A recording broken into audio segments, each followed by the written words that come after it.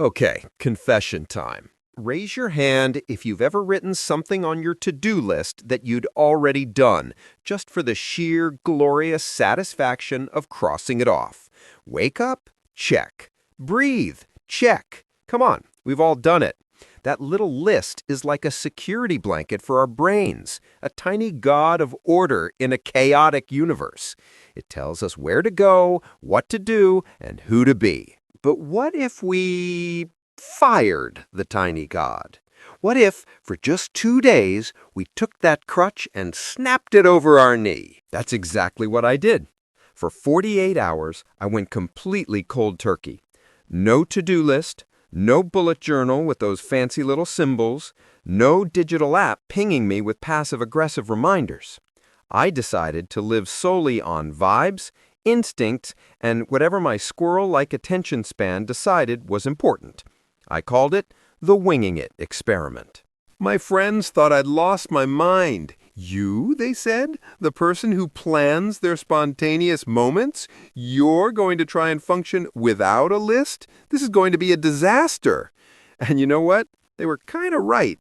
But they were also, in a way I never expected, completely wrong. Let's set the scene. The experiment began on a Saturday morning.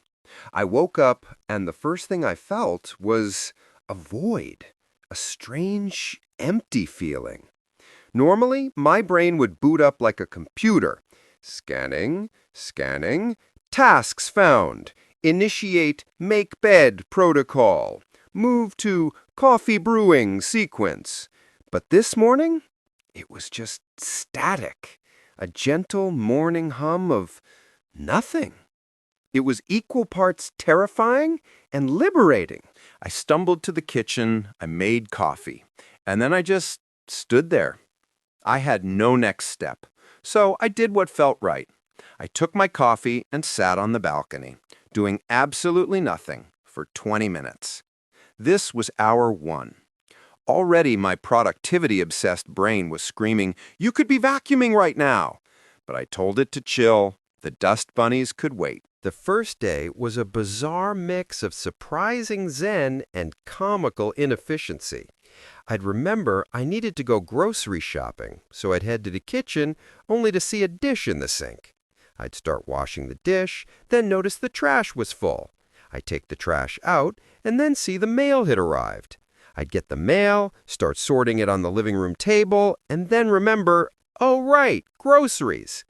I was like a bee with a very short-term memory, pollinating random tasks but never actually making any honey. I spent 15 minutes looking for my keys, which were, of course, in the last place I looked, because you stop looking once you find them. What a weird phrase.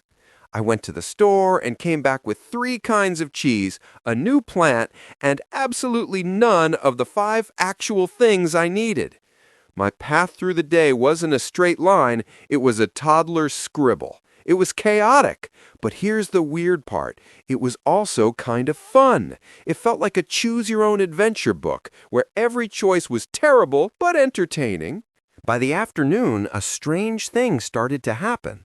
Without the constant pressure of a list telling me what should be important, my brain started telling me what was important. I wasn't being guided by urgent or scheduled, but by genuine. I felt a sudden, strong urge to call an old friend I hadn't spoken to in months. It wasn't on a list. It was just a feeling. We talked for an hour, and it was the best conversation I'd had all week. Later, I found myself just picking up a book and reading for pleasure, not because I had to hit a reading goal. I went for a walk without a step counter, and I actually noticed the world around me instead of just trying to hit 10,000 steps.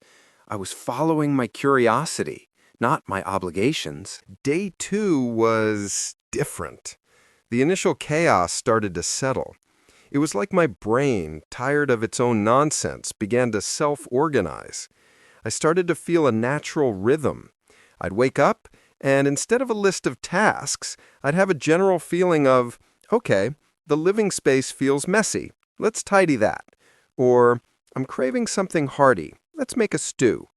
The tasks became attached to a feeling, a need, or a desire for a specific outcome, rather than just being a line item to be checked off. I was no longer a robot executing commands. I was a person responding to my environment and my own internal state. If I felt tired, I rested, without guilt. If I felt energetic, I cleaned, without it being a chore. The internal nag, the voice that usually whispered, "You should be doing something else," had finally gone quiet. It had been replaced by a much calmer, quieter voice that just said, "What feels right now?" So, after 48 hours, what really happened? Well, let's be real. I forgot to pay a bill. Don't worry, I set a calendar reminder for that afterward. Some things do need a system. My apartment was not magazine ready.